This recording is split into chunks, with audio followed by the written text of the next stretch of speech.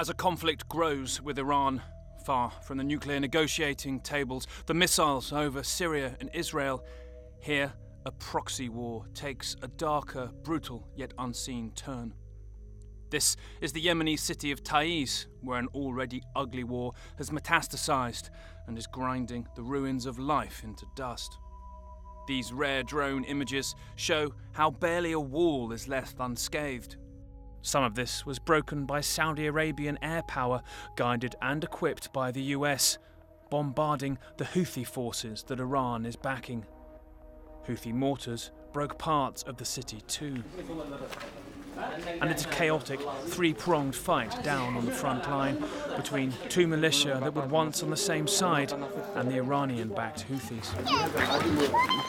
At street level, the snipers, the mess and the mines left behind falls to the hardest hit. Our guide around the city is Mayub, who wants to hide his face as aid workers are targets here. He came from Washington, D.C. as his sick mother needed help. Then the war broke out and he started a charity.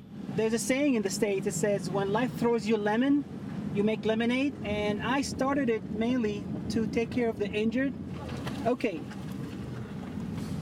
The Houthis are right there, by the way. Now, that's the line, and that's where they send mortar shells into Taiz from those hills right there. I always say, it's so beautiful, yet the situation is too far from beautiful. The worst thing here, children being injured in hospitals. A week ago, there was a mortar shell that attacked, that came from the Houthis over to that neighborhood, and I just so happened to be in the hospital, and a little girl came in with her heart out.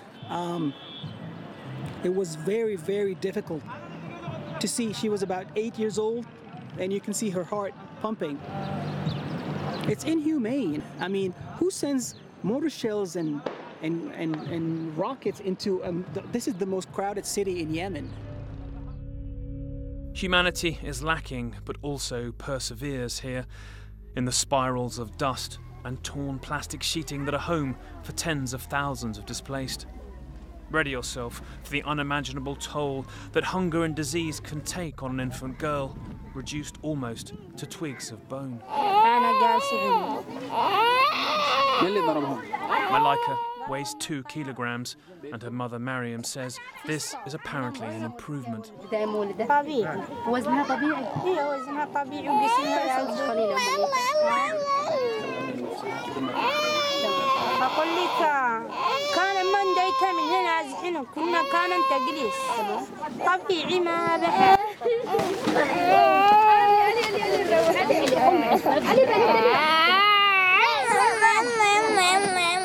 are their family's survivors from Mocha, where her husband's brother and son were killed in an airstrike, she says, leaving them with his 6 children to feed.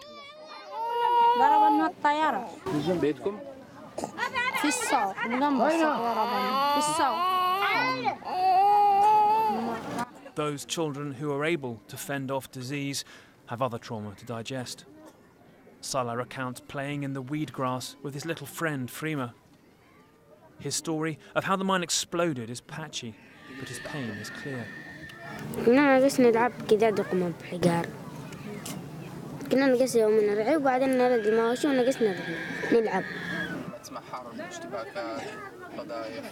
نفتقع واحد يفتقع لما يحصل قذائف لما يقولوا حرب واحد يفتقع من الألغام من الصواريخ من الرصاص. He says he would like to go home, but there's still bullets and shelling there. And in Yemen, where the Saudis have enough American support and resolve against Iran to fight on, nobody is going home until many more lives are lost and broken first.